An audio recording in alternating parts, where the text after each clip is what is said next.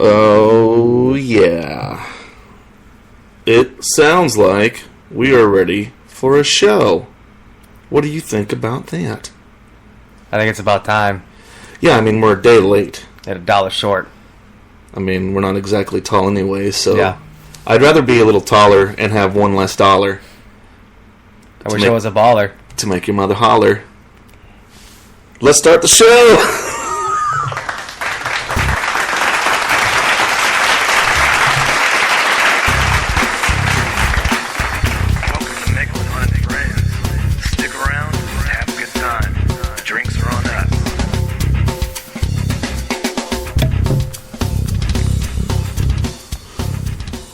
So, I don't think, it made me laugh. I don't think that was very good.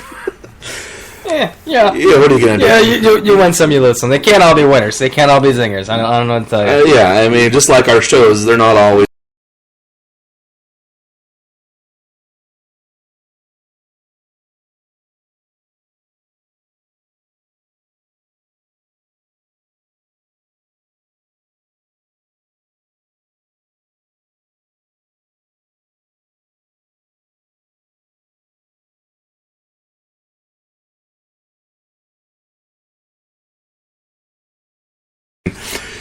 You give people what you want to give people, and you don't take their feedback. You're going to tune in anyways. You tell them what is entertaining. Because guess what? John Cena's going to win again. Yeah. Oh, he already won. He got the belt back last night like a biatch. Yeah. But anyways, folks, I understand your concern, your input. But basically what I'm getting at, and then we talked a little bit about this, but basically what I'm getting at is, I've been getting a couple of emails lately about our about our show and how it's becoming more of a rant cast than a comedy show. And my I can't think of what to say. My thoughts on that are that that's kind of what's going on. Like, I mean, that's kind of what's happening right now in the world is there's things to kind of get fired up about. And granted, we're not necessarily talking a lot about super, like, poignant current events. We're not dropping the mics on anybody or anything like that. But no. But yeah, sure, we're getting kind of fired up over the last couple, and I can understand that. But it's in my point. My point is that while I'm ranting, I'm still trying to make light of things and still trying to be funny. Maybe that's not working. What do you think? Apparently not. So we're going to do our best to try to, if we're going to rant, we're going to try to make sure that we keep it a little on the light side for you and not so much just bitching and moaning, I guess. But that's what I do so well. Well, no. How about this? I'll mediate and still try to fire you up as much as I can. Because that's my joy once a week is to talk about something, just literally to get you fired up about it. Because I know... You just feed the fire. Yeah, because I know... Ooh, hot mic. Because I know that you...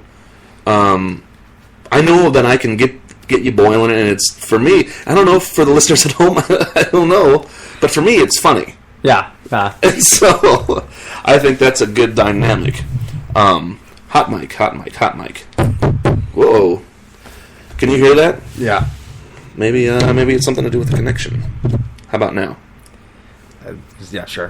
Yeah. There we go. So, that was actually, sorry everybody, that was we could hear it. There was like a buzzing, like a frying noise every time we would say something, but that's not, you probably didn't even hear that, so we probably sound like idiots, and I just... Probably made you go deaf in your car or on your headphones by banging on the mic. So sorry. I didn't claim to be the brightest crayon in the box. Yes. Technical difficulties. Hey, you know what? You start getting paid for it, I might actually start paying attention. Which could be something coming up. We don't know that yet. So we'll see. But I wanted to send a quick shout out, if people still say that, to some places around the globe that are new listeners. So I wanted to say, yo, what's up to all of our and friends in the Philippines. We had a lot of people listening down in Brazil lately. Want to say what's up to you. Want to say what's up. We had some listeners out in Iraq. So what's up to you guys? And again, hopefully we can provide some good shit for you to listen to. And obviously I don't want to leave everybody out, so thanks for listening, everybody. Whether you're on the state side, whether you're local, whether you're across the nation, and everyone else over there in Europe and Asia and places like that. So what the fuck is up? I don't know. You don't know, Friend X? What the fuck is up? What the fuck is up? Dude, a lot of things. There's a lot of things going on. So first things first. The last time that we had our show, Chiefs out of the playoffs. Yes. And we made some predictions. Do you remember what your predictions were? I said Atlanta. Well, I said that I wanted Green Bay and Steelers, but I kind of had a feeling it was going to be Atlanta Patriots. Right. And I think my picks were actually Atlanta and the Steelers. And the Steelers got that ass waxed. Yeah. They got their ass fucking whooped. Well, I mean, and as did Green Bay. But at least Green Bay had a fucking excuse. Half of their guys were being held together by fucking kinesio tape and duct tape and had bolts in their hips and were kind of moving around like Frankenstein out there. Well, they were dropping like freaking flies out there. Yeah. And Aaron Rodgers wasn't even getting pissed. He wasn't even getting mad because he's like, listen, I got this fucking group of high school kids to play with now. Yeah. I'm down to nothing. What do you want me to do?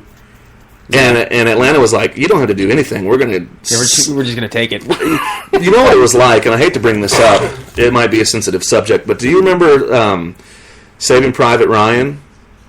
Which part? The part where the Nazi guy stabs old. Dude, that's a tough. It's hard to watch. It makes me. I can't watch it to this day. It infuriates me. Yeah. But that's what Atlanta did to Green Bay. I can't. It was just, listen, don't say anything. We're gonna kill you. We're gonna kill you. Oh my god, dude, that.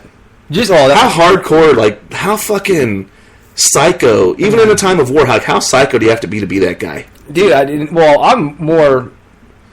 I'm thinking about myself in the dead guy's shoes? Getting stabbed. Like, slowly your life is being taken from you, and you're doing everything you can, and it's not enough, and you're coming to the realizations, like, this is it. This is where my story ends. And that is a freaking gut check. Yeah. And then the stupid motherfucker that had the opportunity to save his buddy and sat there like a little punk ass bitch. And then what pissed me off about the movie is the fact that he fucking shoots a guy at the end. It's like, oh, what the fuck is that supposed to make you feel better? Yeah. Oh, he redemption? No, motherfucker, you had your opportunity and you fucked it up. You got old. Just kill yourself. You got old Rosenberg or Spinelli or whatever his name was killed. Yeah. Because he was actually headed back up there to get some ammo. Give him the ammo. And he kept dropping it like a dickhead. Yeah. And all of a sudden the German guy comes down and he starts crying because he knows what happened. Yeah. He knows in his heart what happened and froze. Yeah. But even sitting as a 19-year-old or an 18-year-old sitting on the couch watching that shit, I was like enraged. I remember pacing in the room when that shit went down. Yeah. Anyway, but yeah, that's kind of how Green Bay went out. I was gonna say, so that's how Aaron Rodgers was the little guy trying to bring the ammo upstairs to the rest of his team. Yeah. And they slowly bled out. Well, I kind of think Aaron Rodgers was the guy getting stabbed at his entire team because he was doing what he could. He was the only one that was putting together a competent performance, and no one else was. I guess him and Jordy Nelson. Even Jordy Nelson. And Jordy Nelson came back with like a fucking. I think he had like his ribs were broken, and pretty much all of his guts were coming out of his asshole because some guy hit him so hard that he shat his organs out. Literally shat his organs out. Yeah, and had literally I think he had part of a kidney, one kidney left, a stomach, and then a little bit of a liver, and then the liver that he had left was bruised. Dude, that sounds like a bad day. Well, listen, he came back after 2 weeks of sitting there drinking orange juice and putting ice on it. I guess that's all you can do. I don't know. Well, when you have, you do whatever you do when you have a bruise. You just sit and let it go away. Try not to bump it anymore. I guess, man, broken ribs are that's. Now, do you think he got? Because I watched the thing and I only saw it once, so I can't remember very well. Did he actually get hit that fucking hard, or was it just in the right place? I think it's just the right place, right time, right amount of pressure in the right spot. Just no bueno day for him. Yeah, because it was. If I remember thinking to myself, and that did all that damage. You got broken ribs. I mean, your entire core is just like compromised, and you got a lot of stuff in there. Then maybe Jordy Nelson needs to go and do some planks, and maybe a little bit of twists, some Russian twists. Yeah. And maybe some kettlebell swings. Yeah. And maybe some Turkish get-ups. In a Turkish get-up. Yeah. Wrestling singlet. And then maybe slam some balls against the wall that are not necessarily his. Like those big Sandfield ones. Yeah, the medicine balls. Medicine balls. And then he can, at that point, say, my core is good now. What do you think? I think I think there's some healing time. Well, I mean, I'm not a doctor. I have absolutely no medical training whatsoever, but I do think that if you get broken ribs, you really just gotta wait till they heal. Yeah. But I mean, it's one of those things like, are you gonna play or not? That's hilarious. With that said, are you going to play or not? Suck it up. Yeah, this is pretty much the question. That's the standard coach thing, though. Yeah. Now listen, I understand you're hurt. Yeah. But are you going to play or not? Now, if you don't play, it's fine. But if you do play, listen. Your team is counting on you. Yeah, I know, right? You might be the difference between winning or losing. Yeah. Even if you were on the field, you could make a great decoy.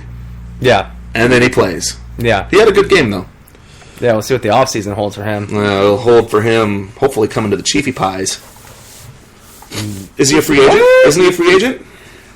You know what? I tell you what, I would not be opposed to... Well, he'd be coming home. He's from K-fucking-State. Yeah. Dude, his family owns half of fucking Manhattan. Yeah. Nelson's Landing in Riley. Yeah. It's owned by his family. No shit? Yeah. The guy's got it like that? Yeah, he's got it like that. Whoa. He owns a shit ton of land out there. Yeah, maybe we need to see if we can't get him for an interview. I say that laughing, but maybe at some point in time if he ever does come home. Yeah.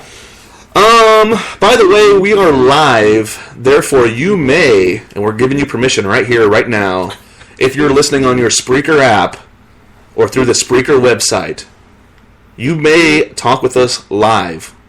All you gotta do is click that little chat button, and you can talk to us and help us with our show, or you can fucking change the whole show progression if you'd like. So far, Saving Private Ryan did that on accident. We went off on a tangent, but hey, we are back on track.